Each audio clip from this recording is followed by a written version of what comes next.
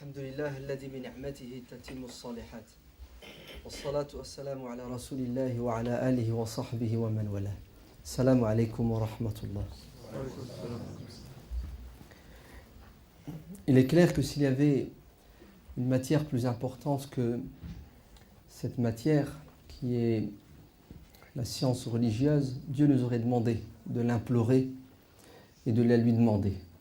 Et tous les savants sont unanimes pour dire que le verset 114 qui se trouve dans la sourate Maryam, qui dit « Waqul rabbi zidni ilman » Seigneur, augmente mon savoir, fait avant tout allusion au Coran. D'ailleurs, c'est le verset 114. Et le Coran, il fait de 114 sourates. Et si le musulman doit faire des efforts pour acquérir un savoir, c'est le savoir religieux avant tout. Car c'est ce savoir qui va le sauver sur terre et dans l'au-delà. Muawiyah ibn Abi Sufyan, radiyallahu anhu, rapporte les propos suivants du prophète sallallahu alayhi wa sallam qui sont dans le Sahih de l'imam al-Bukhari. Le prophète sallallahu alayhi wa sallam a dit « Man yuridillahu bihi khayran yufaqihu fid-din » Lorsque Dieu veut du bien de quelqu'un, lorsqu'il veut l'élever sur terre et dans l'au-delà, il lui facilite le chemin qui mène au savoir. Lequel ? Le savoir religieux. Al-fiqhu fid-din. Pourquoi est-ce que la personne est considéré comme quelqu'un de choisi par Dieu? Parce que celui qui a al-ilmu fid-din, la science religieuse, aura automatiquement une lumière. Awaman kana mayyitan fa ahyaynahu. Il y a des gens qui sont morts intellectuellement et spirituellement. Et Dieu les ressuscite, il leur apporte la vie. Laquelle de vie? La vie spirituelle et intellectuelle, ici, elle est dépeinte comme étant une lumière. وَجَعَلْنَا لَهُ نُورًا. Une lumière qui lui permet يَمْشِي بِهِ بَيْنَ النَّاسِ, qui lui permet de vivre sur terre parmi les gens. En fait, qui lui permet de distinguer le bien du mal, le vrai du faux, et ça lui évite beaucoup de problèmes. C'est pour cela, Ashraful Ulum, la meilleure des sciences, comme le dit l'imam al-Ghazali dans son livre, La revivification des sciences religieuses, c'est la science qui nous rapproche de Dieu. Et ce qui est malheureux, c'est qu'aujourd'hui les musulmans font beaucoup d'efforts pour acquérir les sciences dites profanes, qui ont leur utilité, leur importance. Mais ils ne s'investissent pas avec autant de ferveur pour acquérir les sciences religieuses qui vont leur permettre de sauver leur peau sur terre et dans l'au-delà. La science religieuse aujourd'hui est considérée en premier lieu par les parents comme quelque chose de secondaire. La preuve, regardez, les cours du samedi-dimanche dans les mosquées où nos enfants sont censés apprendre l'arabe, le Coran, l'éducation islamique. Certains parents ne voient pas du tout de scrupules, ils n'en ont pas, à ne pas envoyer leurs gosses le samedi après-midi sous prétexte qu'ils doivent faire des courses, ou le dimanche après-midi sous prétexte que l'enfant a un match de foot. Alors qu'ils ne feraient pas ça la semaine, quand il s'agit d'aller à l'école publique. Ce qui prouve qu'aux yeux des parents, cette science, l'apprentissage de la religion, est secondaire. Et demandez aux parents aujourd'hui quelles sont leurs ambitions vis-à-vis de leurs enfants, ils vont dire « Ah, je voudrais qu'ils soient médecins, ingénieurs, je voudrais qu'ils soient enseignants ». C'est rare de trouver un parent qui voudrait que son fils ou sa fille soit imam, savant, quelqu'un de versé dans les sciences religieuses. Vous savez pourquoi? Parce qu'il va connaître l'échec social. Il ne va pas réussir dans la vie. Dans le meilleur des cas, il va toucher le SMIC durant toute sa vie jusqu'à sa mort. Et c'est exactement ce qui se passe dans la majorité, la plupart des pays musulmans. C'est une voie de garage, vous entendez? Les sciences religieuses ne mènent à rien aujourd'hui pour les musulmans. Et ça explique notre retard. Car nous, musulmans, nous sommes condamnés à rester dans cette situation tant qu'on n'aura pas décollé au niveau spirituel et religieux. C'est la base. Lorsque Dieu veut du bien d'une communauté, des individus de cette communauté, il leur facilite le chemin de la connaissance, de l'apprentissage, de la compréhension de la religion. Le khayr fi dunya wal akhirah, le bien, la réussite, ici-bas et dans l'au-delà, passe obligatoirement pour nous, musulmans, par l'acquisition du savoir religieux. C'est une vérité. Pourquoi ? Parce que si Dieu n'est pas avec nous, tous les êtres humains ont beau s'unir pour nous aider, ne pourront pas nous aider si Dieu ne le veut pas. C'est notre aqida, oui ou non ? C'est notre dogme, notre croyance. Et comment voulez-vous que Dieu soit avec nous alors qu'on ne le connaît même pas ? Alors que sa parole, entre elle et nous, il y a un mur qui s'appelle l'ignorance. Comment voulez-vous qu'on le craigne alors que on l'ignore et on ignore ses commandements. Innama yakhshallaha min ibadihi al-ulama. Ceux qui sont le plus enclins à craindre Dieu parmi les êtres humains, ce sont ceux qui ont le savoir. Et le premier des savoirs que nous devons avoir, c'est le savoir religieux. Bref, je pense que je ne vais pas m'attarder sur cette première partie de mon intervention, parce que vous êtes conscients de la valeur et de l'importance de ce savoir religieux. Mais, faites attention, nous devons nous sacrifier encore plus et faire encore plus d'efforts. Et je vous invite, on va être concret, pragmatique, on ne va pas rester dans la théorie, on ne va pas rester dans l'abstrait. Alors je vous invite, vous êtes jeunes pour la plupart, d'après ce que je vois. Inch'Allah, dès maintenant, formulez une intention, qui est la suivante. Pour ceux qui ne sont pas mariés, de vous marier et de faire des enfants. Et ensuite, de choisir parmi vos enfants au minimum un. Un au minimum. Et de l'offrir à Dieu. Comme Maryam a été offerte par sa mère. Inni wahabtu laka ma fi batni muharraran. Vous savez ce que ça veut dire ? Ça veut dire qu'à l'époque, en Andalousie musulmane, chaque famille musulmane consacrait un de ses enfants pour devenir imam, pour devenir savant, pour devenir prédicateur. Comme c'était le cas chez les chrétiens. Le premier était offert à l'église, le second à l'armée. Il faut que cette sunna qu'avaient nos ancêtres, nous la pratiquions. On fait des enfants et l'un de nos enfants, Inch'Allah, sera pour Dieu, pour la religion de Dieu. Comme ça, demain, quand on se retrouvera devant Dieu, on pourra être fier et dire « Ya Allah, j'ai fait quelque chose ». Même si moi, je n'ai pas pu, je ne savais pas, je n'avais pas les moyens, les compétences intellectuelles, mais regardez ce que j'ai fait. Vous m'avez entendu ? Vous m'avez compris ? Ayez l'intention, parce que même si vous n'y arrivez pas, Allah vous récompensera, parce que vous aviez eu une bonne intention. Alors imaginez-vous, dans 40 ans, si des milliers de musulmans en France pensent et agissent de cette manière. Qu'est-ce qui va se passer ? Vous savez ce qui va se passer ? On n'aura plus cette pénurie d'imams et de savants que nous avons aujourd'hui. Nous aurons des imams, des prédicateurs, des savants, des intellectuels musulmans du terroir, c'est-à-dire français, qui parlent français, qui ont la culture française et qui sont capables d'exposer cette religion en France aux musulmans et aux non-musulmans.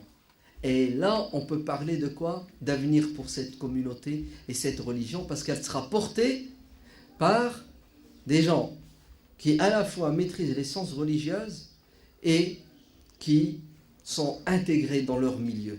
Car l'islam, ouvrez bien vos oreilles, ne peut pas perdurer dans un milieu s'il ne s'intègre pas à la culture de ce milieu. Et l'intégration passe par qui ? Par justement ceux qui portent ce message. Donc Allah barik fikoum, aujourd'hui on est en pénurie d'imams, nous avons des pseudo-imams qui ne maîtrisent pas le français, qui ne sont pas de culture française et qui font des dégâts. Vous entendez ? C'est un massacre. Tout ça pourquoi ? Parce que nous, qui sommes censés porter le message de l'islam, ben on ne le porte pas ou... Bon bref, il y a plein de raisons. Mais ce qui m'intéresse, c'est dans 20 ans, on va investir à partir d'aujourd'hui. On est d'accord ? Ça, c'est le premier point. Si vous êtes convaincu que la science religieuse est importante, si vous pensez que pour vous c'est cuit, Ouais, parce que vous avez déjà passé le stade de retourner sur les bancs de l'école 8 heures par jour. Chacun a son métier, chacun a déjà été prédisposé à autre chose. Alors préparez la génération suivante. Ça, c'est le premier point. Le deuxième point. Il y a 30 ans, en France, le souci de nos parents, c'était d'ériger des mosquées. Alhamdulillah, ils ont réussi, et d'ailleurs, ils n'ont pas tout à fait fini, parce qu'il nous manque encore beaucoup de mosquées. Mais n'ayez crainte, nos parents savent bâtir des mosquées, et ils travaillent bien dans ce domaine-là. Mais, les mosquées ne sont pas suffisantes. Nous avons besoin de quoi? Nous avons besoin d'instituts. Nous avons besoin d'écoles pour dispenser le savoir. Car à quoi sert une mosquée si à l'intérieur, il n'y a pas des personnes compétentes pour éduquer, pour transmettre la religion? Qui va former ces personnes compétentes? Ce sont des instituts spécialisés dans la formation d'imams, d'intellectuels musulmans, comme celui-ci, l'IFESI et d'autres. On en a quelques-uns en France, ils ne sont pas nombreux. Il faudrait qu'ils soient 10 fois plus nombreux, vous entendez? Et alhamdulillah, il y a 30 ans, je vous dis ça parce que je l'ai vécu, on rêvait d'avoir ce genre d'institut. Et le rêve est devenu réalité aujourd'hui. On est ambitieux parce que la communauté musulmane est nombreuse. Il y a encore beaucoup de travail, mais on est sur le chemin qui mène à la réussite dans ce domaine. Pourquoi est-ce qu'on a réussi à faire des instituts? Parce qu'il y avait des gens qui étaient convaincus et il y a des gens qui ont décidé de se sacrifier corps et âme pour pouvoir construire ce genre d'institut. Mais ces instituts existent aussi parce qu'il y a des gens comme vous assoiffés de connaissances qui veulent apprendre leur religion. Alors, les instituts de formation ne pourront perdurer, ne pourront exister que si et seulement si il y a une jeunesse musulmane qui a pris conscience de la valeur et de l'importance du savoir et qui se sacrifie. Le week-end qui est fait pour se reposer, se détendre, s'amuser, pour vous, c'est un week-end de travail pour apprendre votre religion. Alors chapeau, je suis obligé de reconnaître la grandeur et la beauté de votre âme. Il y a 30 ans, les jeunes musulmans de France avaient un projet les week-ends, c'est de sortir en boîte. Les moyens de locomotion à l'époque n'étaient pas ceux d'aujourd'hui. Par exemple, chez nous, dans le Nord, la semaine, les jeunes musulmans préparaient leur sortie du samedi soir en Belgique. On est à la frontière belge. Les vraies boîtes de nuit, elles sont où? Elles sont à Bruxelles, à la rigueur Mons. Mais il faut y aller. Il n'y a pas de bus, il n'y a pas de train. Aujourd'hui, 30 ans plus tard, nous avons des jeunes de 20 ans, 25 ans, 30 ans, garçons et filles. Leur souci, c'est de s'inscrire, de donner de l'argent et tous les week-ends, pendant 8 heures, parfois 10 heures, vous entendez, du matin jusqu'au soir, qu'est-ce qu'ils font? Ils patientent pour apprendre. Vous êtes en train de reproduire l'exemple et le modèle de ce qu'on appelle les salaf salih, nos prédécesseurs pieux. Vous savez, quand on raconte des histoires de Barqiyo ibn Makhlad qui est parti de l'Andalousie jusqu'à Bagdad, l'histoire de l'imam al-Bukhari qui a fait toutes les capitales, l'histoire de l'imam al-Zamakhshari qui est allé jusqu'en Russie dans le froid pour apprendre. Plein d'histoires qui sont magnifiques, qui mettent en évidence et en exergue les sacrifices des jeunes musulmans de l'époque qui ont fait qu'aujourd'hui l'islam est encore présent. Ah ben, croyez-moi que vous leur ressemblez. C'est vrai, avant ils avaient moins de moyens matériels. Aujourd'hui, Dieu nous a comblés de ses bienfaits. Tout est plus ou moins accessible. Mais si vous n'aviez pas la volonté, si vous n'aviez pas l'amour de la religion, wallah, vous ne seriez pas ici. Je vais vous le dire autrement, si Dieu ne vous avait pas facilité l'inscription à l'IFESI ou ailleurs pour apprendre votre religion, vous ne seriez pas ici. C'est la preuve que Dieu vous aime. C'est la preuve que Dieu vous veut du bien. Vous entendez? Lorsque Dieu veut du bien de quelqu'un, il lui facilite l'inscription à l'IFESI pour apprendre les sciences religieuses. Ou ailleurs, peu importe. Il y en a qui vont dire il fait de la pub pour l'IFESI. Oui, et alors? Bien sûr, je vais faire de la pub pour tous les instituts qui dispensent le savoir islamique. Et gratuitement, fils abilillah. D'accord? Et s'il y en a un qui s'inscrit, n'ayez crainte. Si j'ai réussi à le convaincre, je suis gagnant au niveau hasanat. Et tout le bien qu'il fera grâce à ce qu'il apprendra ici, j'aurai ma part. Donc, bravo, continuez. Qu'Allah vous donne la force de tenir dans le temps. Car rien de plus dur si ce n'est que de faire peu dans le temps. Ça, c'était le deuxième point. Il faut vous sentir investi d'une mission et en même temps, soyez conscient que Dieu vous a offert un cadeau. Ne refusez pas le cadeau divin. Vous entendez? Ne refusez pas le cadeau divin. Remerciez Dieu en assumant votre responsabilité maintenant que vous êtes sur ce chemin-là, en apprenant votre religion pour devenir, Inch'Allah, et ça c'est le troisième point. Pourquoi est-ce que vous allez apprendre? Pourquoi est-ce que vous allez faire des efforts? Pourquoi est-ce que vous en faites? Pourquoi? La première raison, c'est parce que Dieu nous le demande. Vous entendez? Et on doit répondre aux injonctions divines. Comme Dieu nous a dit de faire la prière et de jeûner, il nous a dit d'apprendre la religion. D'ailleurs, il ne sied pas à un musulman d'adorer Dieu sans connaissance. On n'a pas le droit. Al-ilmu qabla al-amali. L'imam Bukhari, chapitre La science avant l'action. Celui qui adore Dieu sans savoir va peut-être s'éloigner de Dieu au lieu de se rapprocher de lui. Il va détruire au lieu de construire. Donc, la première des raisons, c'est que c'est une nécessité, c'est une obligation religieuse. Deuxième raison, vous êtes là pour mieux comprendre votre religion. Parce que la problématique numéro 1 de la communauté musulmane de France, et d'ailleurs, vous savez, c'est quoi? C'est pas que les musulmans manquent de sincérité. C'est faux. Les musulmans, en général, sont sincères et ils veulent plaire à Dieu. Ce n'est pas que les musulmans ne sont pas pratiquants. Nous sommes la communauté religieuse sur terre la plus pratiquante. Vous entendez? Ce n'est pas qu'on manque de bonne intention. Le musulman, c'est quelqu'un de gentil qui veut faire le bien et qui a peur de faire du mal aux autres. Vous savez, c'est quoi notre problème? C'est d'abord et avant tout un problème de fahm, de compréhension, de bonne compréhension de la religion. Une religion mal comprise devient automatiquement, pour celui qui veut la pratiquer, un fardeau.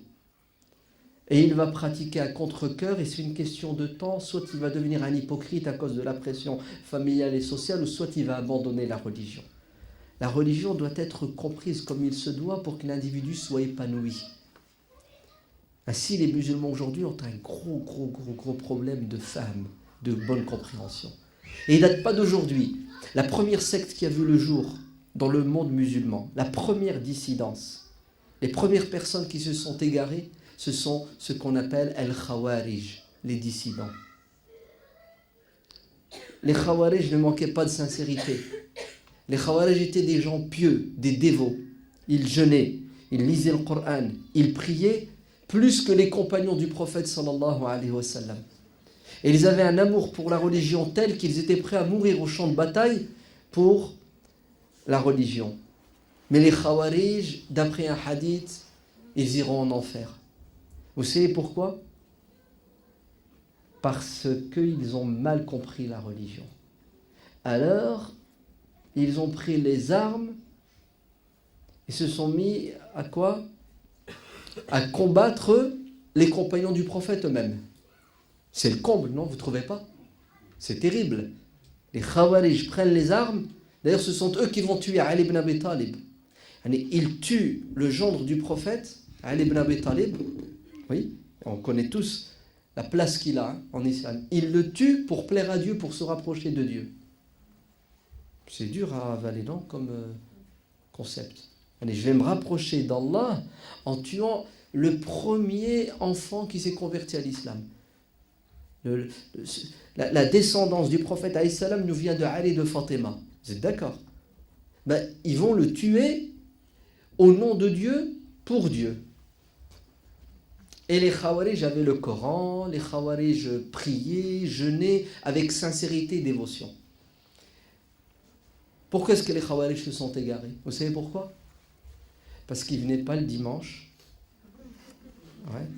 Alif et Si, pour apprendre la religion de la bouche des compagnons. Pardon, il n'y a plus de compagnons aujourd'hui. Pour apprendre la religion de la bouche des héritiers. Le prophète sallallahu alayhi wa sallam a dit que les prophètes n'ont pas laissé en héritage des biens matériels, mais ils ont laissé en héritage la science. Et les savants sont les héritiers de qui? Des prophètes. Et plus vous aurez de savoir, plus vous ferez partie de cette descendance, de cette lignée. Ainsi les Khawarij, au lieu d'apprendre la religion de la bouche des compagnons, qui étaient les personnes les mieux placées pour la transmettre, parce qu'ils sont le fruit de l'éducation prophétique, ne sont-ils pas ceux qui nous ont transmis le Coran et la Sunna? Les Khawarij, c'est ce qu'ils ont fait. Ils ont décidé eux-mêmes, tout seuls, de quoi? D'apprendre et de pratiquer la religion. Qu'est-ce que ça a donné? Ça a donné un schisme dans l'islam. Ça a donné une catastrophe. Aujourd'hui, on en paie encore les conséquences. Donc, vous venez ici, vous savez pourquoi? Parce que Dieu vous le demande, Dieu vous l'a dit. Et deuxièmement, pour bien comprendre la religion. Et la religion, vous ne la comprendrez pas comme il se doit si vous ne passez pas par des gens qui ont le savoir et la science. Est-ce que vous avez le droit en France d'exercer la médecine si vous n'avez pas fait 8 ans de médecine et si vous n'avez pas été diplômé? Vous ne pouvez pas. Restez chez vous, achetez tous les livres de médecine qui existent. Apprenez-les par cœur. Est-ce que vous pouvez exercer la médecine? Vous êtes arrêté et condamné par la loi. Vous êtes un charlatan. Pourtant, vous avez beau avoir la théorie, ça ne marche pas. Vous devez être sanctionné par un diplôme. Il en est de même dans notre religion. Vous ne pouvez pas parler au nom de Dieu. Vous ne pouvez pas vous ériger comme un intermédiaire entre les gens et Dieu parce que vous avez du savoir si au préalable vous n'avez pas pris le temps de vous asseoir pendant des semaines, des mois et des années pour pouvoir puiser de la bonne source. Et la bonne source, vous savez, c'est qui? Ce sont ceux qui ont le savoir. Ne vous plantez pas. Et c'est ce qui se passe aujourd'hui. Notre jeunesse s'est plantée. Pourquoi? Parce qu'elle a accès aux livres direct, vous entendez? Et deuxièmement, elle a accès à une calamité qui s'appelle Cheikh Google. Ouais. Voilà. C'est le livre, et croyez-moi qu'ils lisent de moins en moins, hein, ok? Mais par contre, là, ils savent pianoter sur le net. Et le camboussé, c'est quoi? C'est qu'ils vont sur des sites et ils gobent et ils avalent tout ce qui est dit sur le site, alors qu'ils ne savent même pas qui est derrière le site. C'est grave, hein? C'est-à-dire, leur savoir religieux le puise d'inconnus, des inconnus. Et ça n'a jamais existé dans l'histoire de l'islam, sauf en ce 21e siècle. Et on voit les conséquences.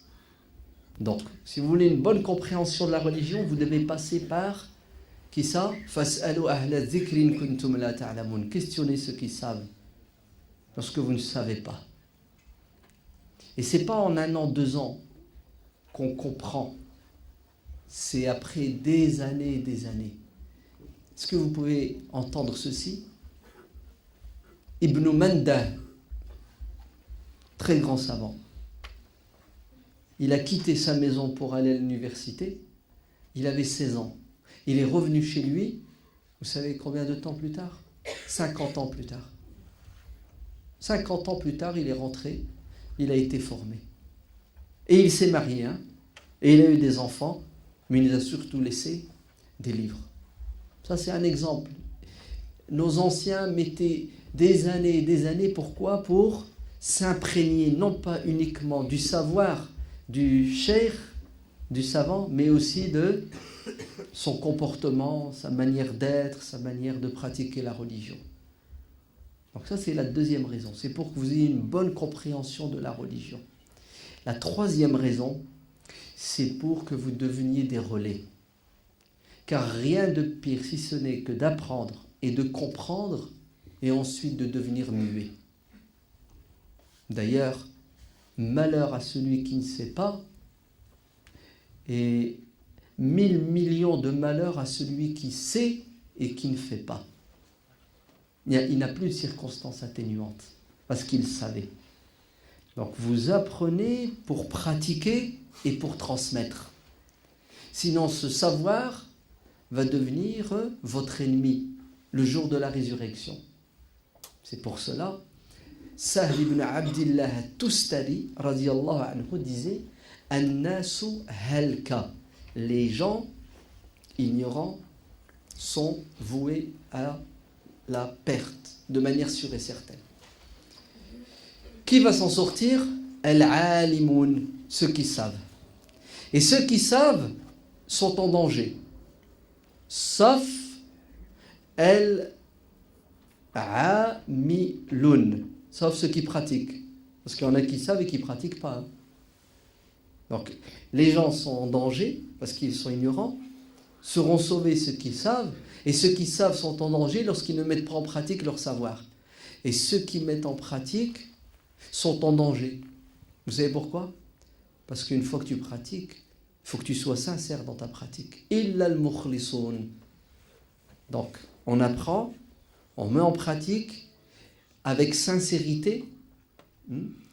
Wal-mukhlisouna fi khatar. Et après tout ça, vous êtes quand même en danger parce que le diable, il ne va pas vous lâcher les baskets. Il va essayer tout au long de votre vie de quoi? De vous détourner, de vous égarer. Parce que si quelqu'un qui sait s'égare, il entraîne avec lui des centaines et des milliers de gens. Ainsi, on apprend pour comprendre, pour pratiquer, et ensuite pour transmettre. Pourquoi est-ce qu'on doit transmettre? Parce que la communauté musulmane aujourd'hui est en danger et elle a besoin de sauveurs. Elle n'est pas en danger au niveau matériel, elle n'est pas en danger au niveau culturel, mais elle est en danger au niveau spirituel. Car le matérialisme qui sévit dans notre société ne fait pas de différence entre un musulman et un non-musulman. Et on est tous, subhanallah, atteints de cette maladie. Alors il faut des pompiers pour éteindre le feu. Les pompiers, ce sont vous. Vous qui allez acquérir le savoir religieux. Vous allez le transmettre.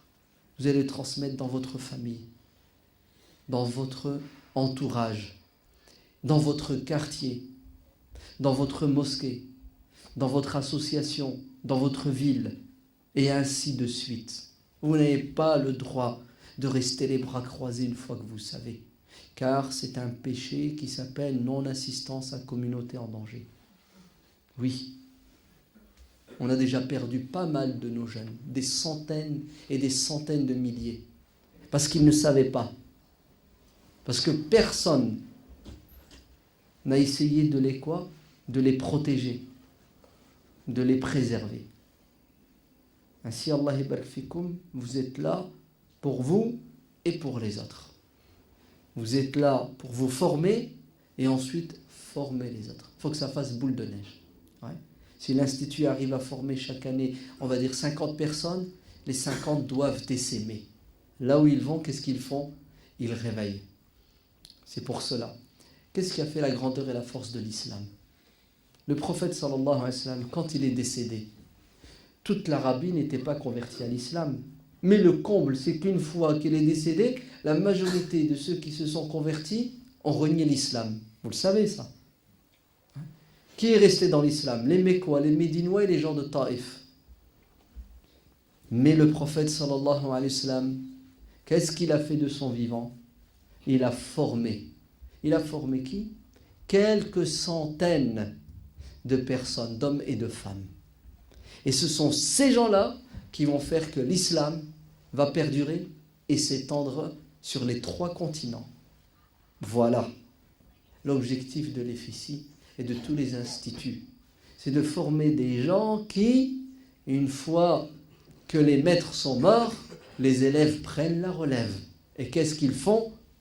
Ils consolident l'édifice, voire même ils l'améliorent. Et vous êtes capable.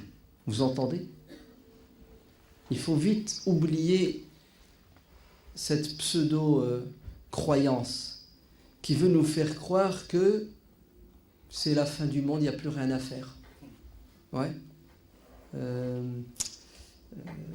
Le prophète sallallahu alayhi wa sallam a dit la fin du monde elle est proche, ce qui est vrai, hein.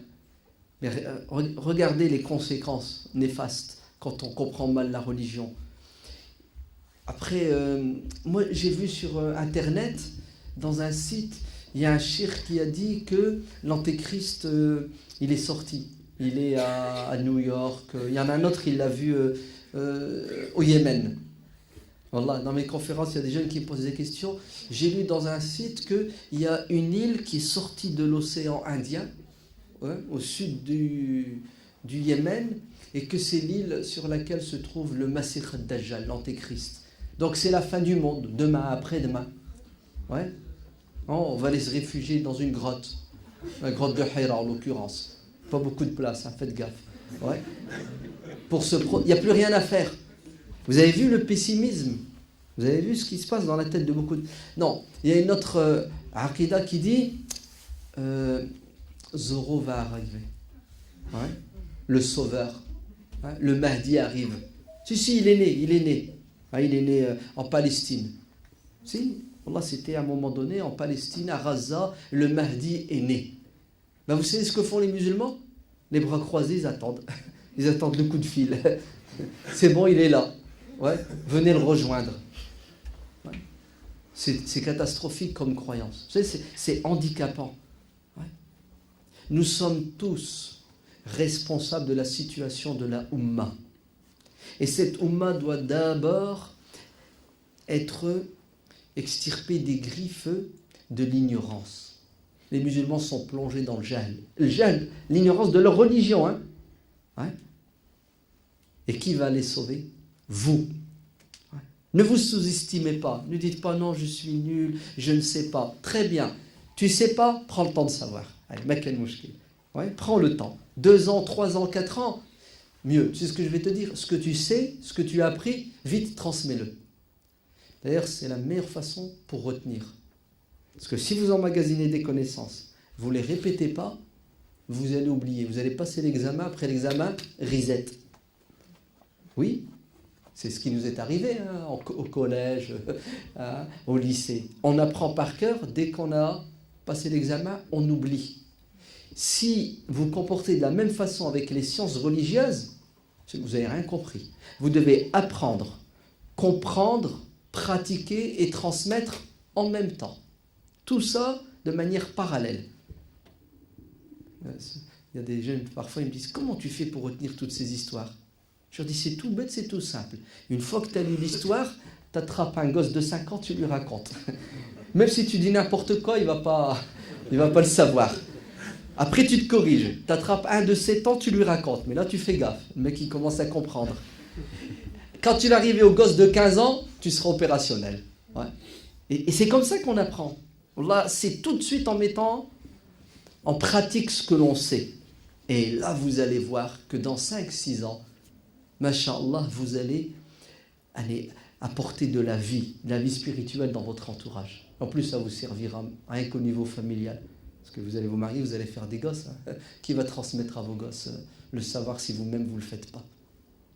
Donc vous m'entendez? Ok. Nous sommes tous responsables de la situation de la communauté de l'islam aujourd'hui, et notre savoir a pour objectif de susciter en nous l'amour de la transmission du savoir. Ballighu anni walaw aya, dit le prophète alayhi salam, transmettez ne serait-ce qu'une notion.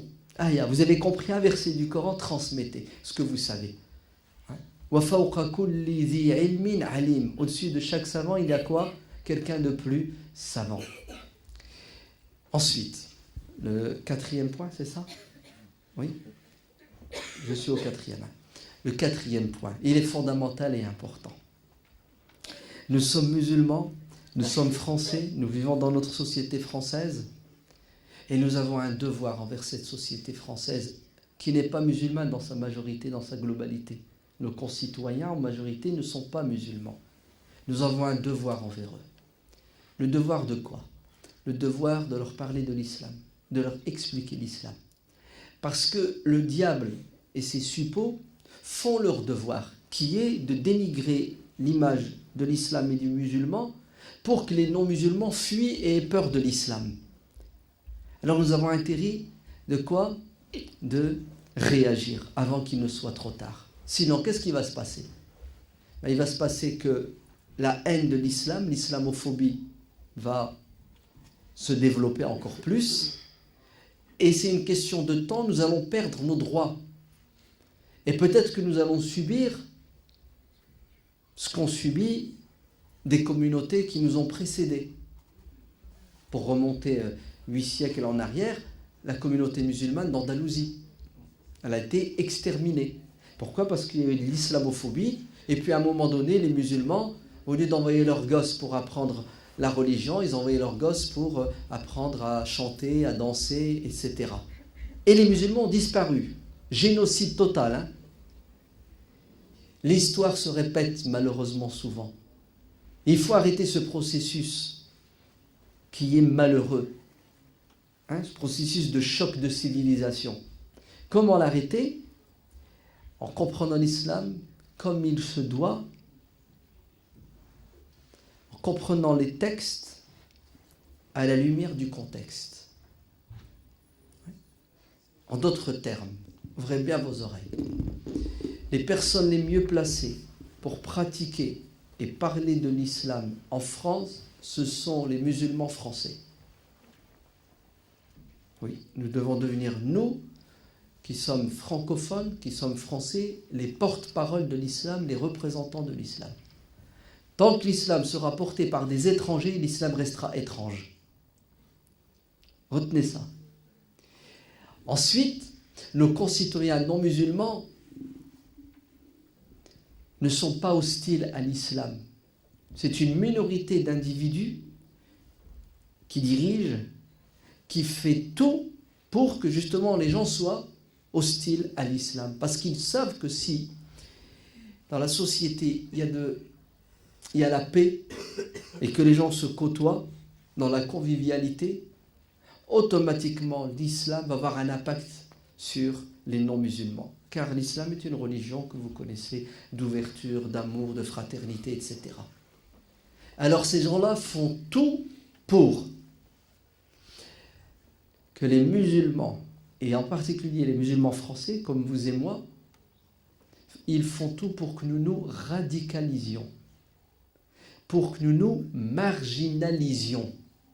C'est-à-dire, ils font tout pour nous retrancher. Dans quoi? Dans des recoins obscurs, pour que nous ne soyons pas des citoyens épanouis qui assumons notre religiosité. En fait, ils voudraient bien que l'on comprenne notre religion de manière erronée, pour qu'elle fasse peur, puisque les gens ne veulent pas de ce qui est faux, de ce qui est erroné, et ils font tout, et ils vont tout faire pour que nous ayons de la haine envers les non-musulmans, pour qu'on ne parle pas de l'islam et que l'islam ne se répande pas. Comment arrêter? Comment les empêcher d'atteindre leur objectif? La science, al-ilm, vous entendez? Une bonne compréhension de la religion à la lumière de la réalité dans laquelle nous vivons. Ce qui implique obligatoirement, vous êtes prêts? Ce qui implique obligatoirement une révision de notre héritage religieux. Se référer sans arrêt et sans faire le tri à la pensée musulmane du IVe siècle, du Xe siècle, ou se référer à une interprétation et à une pratique de l'islam d'il y a 100 ans ou d'un autre milieu qui n'est pas si loin que ça, peut-être juste en dessous, là, derrière, de l'autre côté de la Méditerranée, vous savez ce que ça implique? Ça implique la mort de l'islam. À court, moyen et long terme. Et ça, les ennemis de l'islam le savent très bien. Il faut que l'islam soit pensé à la lumière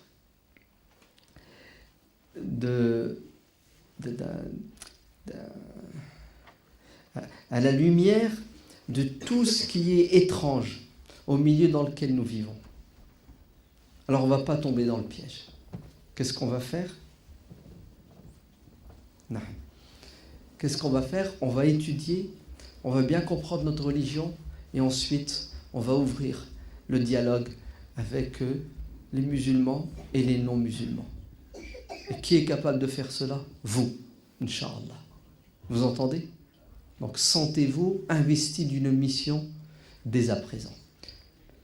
Donc les frères responsables me disent que le temps est écoulé. Il faut laisser de la place au dialogue, à l'échange, aux questions, aux réponses, aux critiques. Ça, on est en France, liberté d'expression. Dites ce que vous voulez. Personne ne peut vous empêcher de parler.